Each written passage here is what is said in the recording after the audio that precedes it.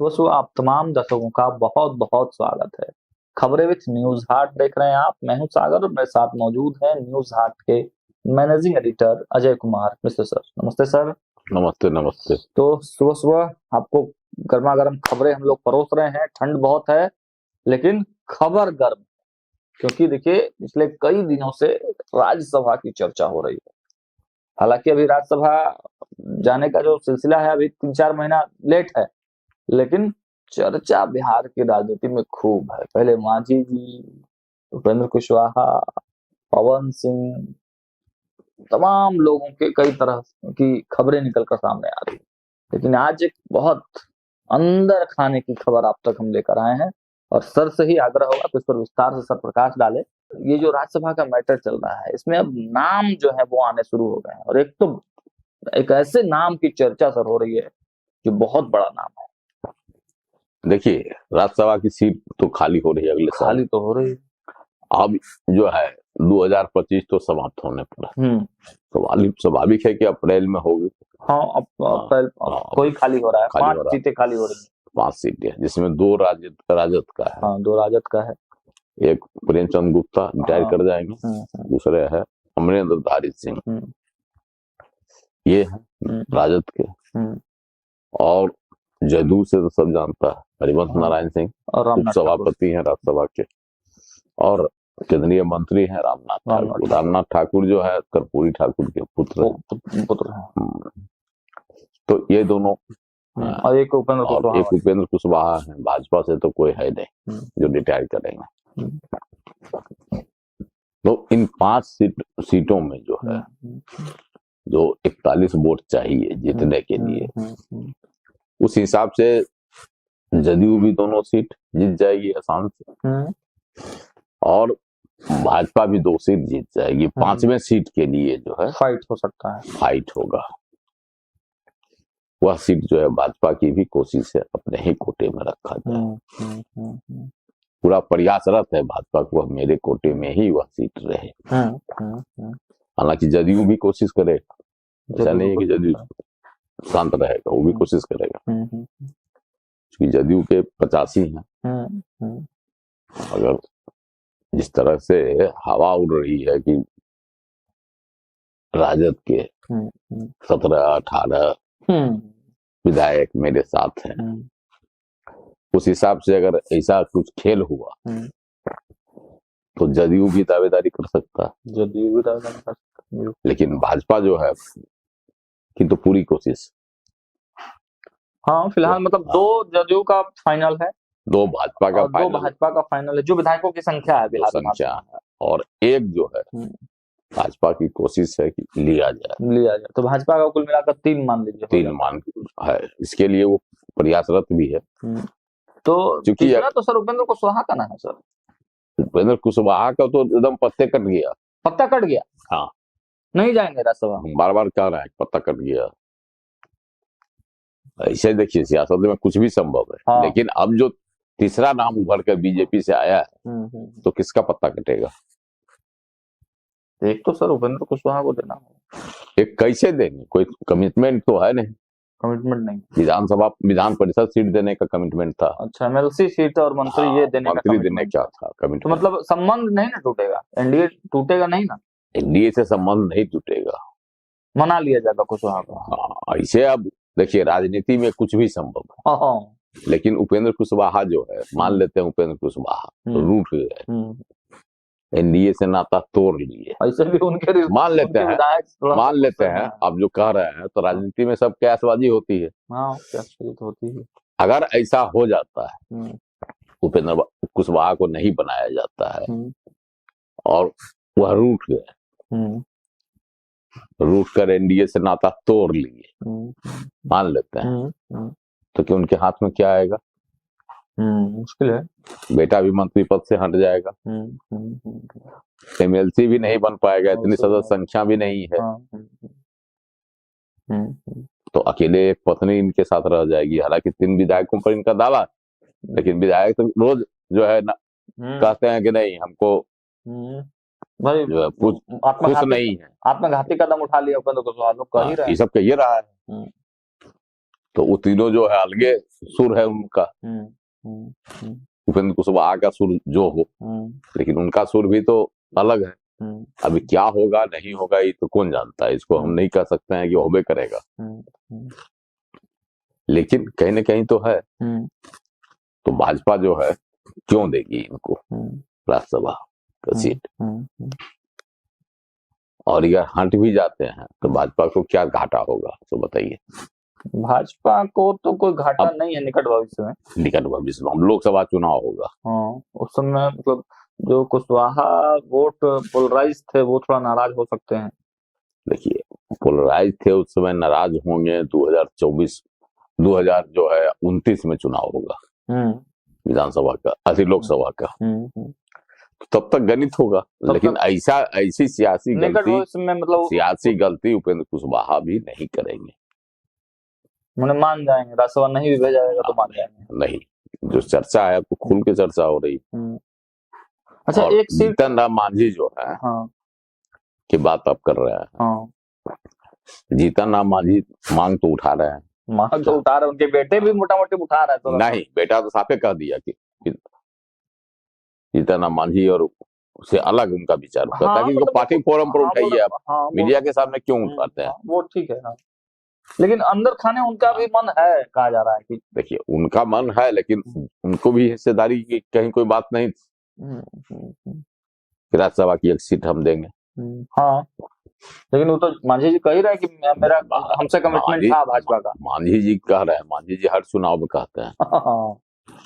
हाँ, तो उनको भी नहीं मिलेगा। अब चिराग पासवान की बात मान लीजिए, चिराग पासवान का दावा बनता है भाई। 19 को उनका विधायक जीत कर आया है। और एक राज्यसभा का कमिटमेंट भी है, मोटा मोटी है खबर में। 30 सीट दिया गया था मतलब। लेकिन इसके लिए 25 सीट ही था उनको।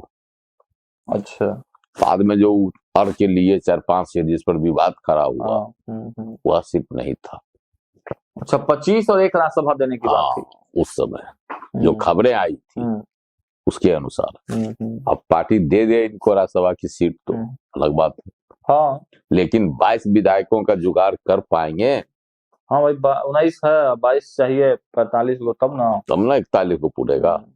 तो 22 विधायक की व्यवस्था अगर ये कर लेंगे तो इनके हिस्से में सीट चली जाएगी। 5वां वाला सीट इनको दे देंगे। 5वां वाली नहीं लगता है कि 22 सीट विधायकों की व्यवस्था करने में चिराग पासवान सक्षम होंगे। मुश्किल है भाई, मुश्किल है कि नहीं। व्यवस्था करेगी भी तो जदयू भाजपा कर सकती है। हाँ, जदयू या 22 विधायक सर यही थोड़ी ना हुआ, उसमें भी भाजपा ज्यादा सक्षम है। हाँ, है ना, भाजपा इसके लिए ज्यादा सक्षम। तो सर न सीट ये न 5वां सीट न चिराग को जाएगा, आप कह रहे हैं न। हाँ बोलिए। न चिराग को, न मांझी को, न कुशवाहा को। तो सर जाएगा कहाँ 5वां सीट? भाई देखिए 2 सीट तो क्लियर लग रहा है, हरिवंश नारायण सिंह का सीट जदयू वाला सर। इधर से जो है एक सीट तो नितिन नवीन का पक्का है। एक सीट नितिन नवीन का पक्का है, हाँ ठीक है। दूसरे सीट पर पवन सिंह की भी दावेदारी अभी तक बनी हुई है। अच्छा, कटी नहीं है दावेदारी अभी तक, है ना। और तीसरे सीट पर आ गए हैं क्रिकेट के महान खिलाड़ी शहंशाह वीरेंद्र सहवाग। भाजपा की चाहत है कि उनको बिहार से लेकिन ये नाम सब चौंकाने वाला है। हाँ, आए हुए थे ना। हाँ, मिलने आए थे, सबसे मिलके गए, सम्राट चौधरी से मिले हैं, सबसे मिले हैं। तो उसके बाद से है कि भाजपा चाह रही है कि इनको भेजकर दिल्ली के हैं, है ना, वहीं उसी बॉर्डर सटा हुआ, हरियाणा से बॉर्डर सटा हुआ है। तो भाजपा की बहुत दूर की रणनीति है। अच्छा, क्या फायदा होगा सर वीरेंद्र सहवाग को बिहार से राज्यसभा भेजने का? बिहार में भी खेल को लेकर जो है कुछ करेंगे, अपना खेल विभाग रखे हैं अपने साथ। शेषी सिंह है मंत्री। तो यहाँ जो है विस्तार, देखिए भाजपा की रणनीति बहुत दूरगामी रहती है। हम बिल्कुल कि हम बिहार में इस तरह से करें, युवाओं को प्रोत्साहित करने की जो उसकी रणनीति है, युवा वोट पर जो उसकी नजर है, इसलिए भी एक चर्चा है कि वीरेंद्र सहवाग को 5वीं सीट से भेजा जा सकता है राज्यसभा भेजा जा सकता राज्यसभा। और वीरेंद्र सहवाग सक्षम भी है।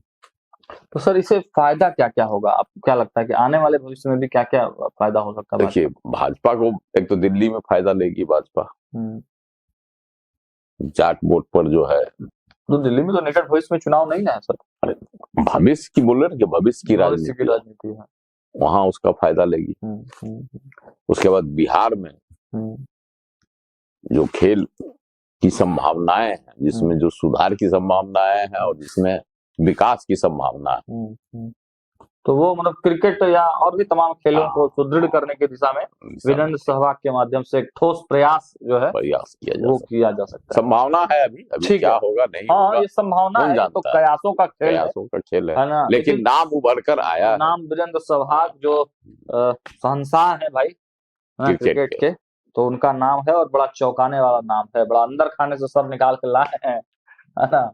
तो एक और खबर सर आ रही है, बड़ा खलबली है भाजपा में। भाजपा में खलबली है कि संगठन जो है ना, संगठन का विस्तार होने की चर्चा, और उसमें जो है बहुत बड़ा व्यापक परिवर्तन होना बिहार में, जो बिहार भाजपा के संगठन में। सर ऐसा आखिर क्यों होगा? कमेटियां तो बनी हुई हैं, अभी हाल ही में कमेटी बनी है। हाल में जो कमेटी बनी है वो किसकी कमेटी थी? कुछ सम्राट के थे, कुछ दिलीप जायसवाल के लोग थे। गुटबंदी के कमेटी, गुटबंदी की कमेटी थी, गुटबाजी की कमेटी थी। और अभी जो है कार्यकारी अध्यक्ष भाजपा के राष्ट्रीय कार्यकारी अध्यक्ष नितिन नवीन आए हुए थे, यहाँ क्या कहे थे? गुटबाजी नहीं चलेगा, गुटबाजी नहीं चलेगी, है ना। संजय सरावगी भी किसी गुट के नेता नहीं, जिनको प्रदेश अध्यक्ष बनाया गया। बिल्कुल बिल्कुल, उन पे कोई तो संजय सरावगी चाहेंगे कि जो अभी कमेटी है वही कमेटी रहे। निश्चित रूप से वह अपने लोगों को रखना चाहेंगे, तभी काम कर पाएंगे, पसंद के लोगों को रखना चाहेंगे, तभी काम कर पाएंगे, तभी वह काम कर पाएंगे। इसीलिए वो आज दिल्ली गए थे। और वहां जो है भाजपा के जो अभी वर्तमान में अध्यक्ष हैं नितिन नवीन, तो कार्यकारी है, जो फुल फ्लेज अध्यक्ष जेपी नड्डा, उनसे मिले, उनसे मुलाकात हुई, लंबी बातचीत भी हुई। उसके बाद गृह मंत्री अमित शाह से भी मिले,